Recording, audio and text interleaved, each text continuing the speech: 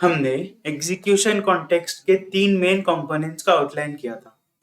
तो आज उसमें से पहला वेरिएबल एनवायरनमेंट डिस्कस करेंगे। तो पहले हमने जैसे डिस्कस कर रखा है, वेरिएबल स्पेस एक एग्जीक्यूशन कॉन्टेक्स्ट में होता है जहां हमारा जावास्क्रिप्ट उस कोड में वेरिएबल्स आइडेंटिफाई करके उनको और उनकी वैल्यूज को स्टोर करता है। तो इसी वेरिएबल स्पेस के भी दो मेजर कंपोनेंट्स हैं, स्टैक एंड हीप मेमोरी। हमने कॉल स्टैक देखा है, जब भी कोई एग्जीक्यूशन कॉन्टेक्स्ट बनता है तो वो एक के ऊपर एक कॉल स्टैक में सेट होते जाता है। हर स्टैक में कुछ मेमोरी एलोकेटेड होती है। तो उस मेमोरी में एक प्रोग्राम अपने लोकल वेरिएबल्स को स्टोर करके रखता है। मान लेते हैं हमारा कोई एग्जीक्यूशन कॉन्टेक्स्ट यहाँ है, उसमें ये कुछ वेरिएबल्स हैं।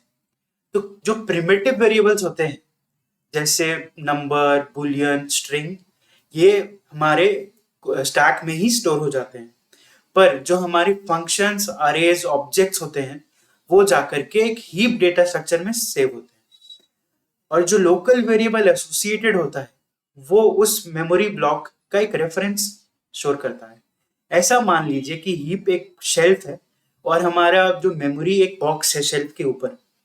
तो जो स्किल्स वाला लोकल वेरिएबल है वो उस बॉक्स पे एक रेफरेंस होल्ड करता है ताकि वो जान सके कि हमारा जो एरे है वो एक्चुअली स्टोर्ड कहाँ है। इस चीज को मैं एक एग्जांपल के थ्रू दिखाना चाहूंगा क्योंकि इसका ऐसा कोई डॉक्यूमेंटेशन मेरे ख्याल में नहीं है। इस एग्जांपल में हम करना क्या चाहते हैं, हम स्टैक ओवरफ्लो अचीव करना चाहते हैं अलग सिनेरियोज में। तो हमारा कॉल स्टैक की एक फिक्स्ड मेमोरी है और हर एग्जीक्यूशन कॉन्टेक्स्ट एक सर्टेन मेमोरी ऑक्यूपाई करता है। तो अगर एग्जीक्यूशन कॉन्टेक्स्ट का साइज ज्यादा होगा तो वो कम बारी रिकर्स हो पाएगा, कम टाइम चलेगा। पर अगर साइज कम होगा तो बहुत बारी चल पाएगा। तो हम यहाँ रिकर्शन के थ्रू स्टैक ओवरफ्लो रीच करने का कोशिश करेंगे, यानी एक फंक्शन को उसके ही अंदर कॉल कराते जाएंगे। जो मैं पहला फंक्शन लेता हूँ वहां कोई इंटरनल वेरिएबल नहीं है। ये काउंटर वेरिएबल जो है कितनी बारी वो फंक्शन रन हुआ उसका काउंट लेने के लिए। तो यहाँ कोई इंटरनल वेरिएबल नहीं है। तो ये हमारे लिए ये हमको कुछ वैल्यू देगा इस ऑर्डर में। मैं पॉइंट करना चाहता हूँ कि ये वैल्यू एक्चुअली हमारी कॉल स्टैक की वैल्यू या कोई मेमोरी साइज नहीं है, जस्ट कंपैरेटिव एक नंबर देखते हैं। तो अब सेकेंड फंक्शन जो मैंने लिया, यहाँ पे मैंने एक लोकल वेरिएबल बना दिया। तो इसका अपना भी कुछ साइज होगा।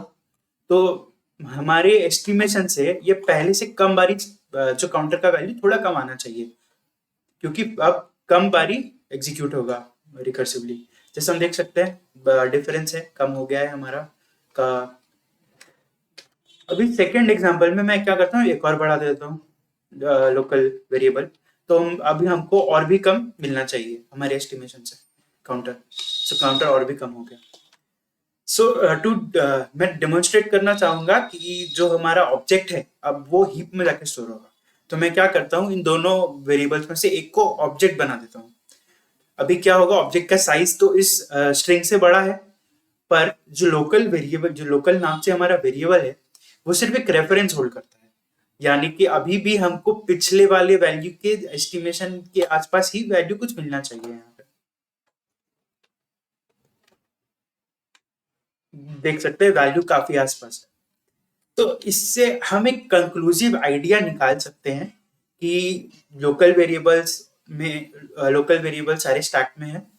प्रिमिटिव वैल्यू जो है वो स्टैक में ही सेव हो जाती हैं और जो हमारा बड़े ऑब्जेक्ट्स, अरेज, फंक्शंस होते हैं वो सारे हीप में स्टोर हो जाते हैं।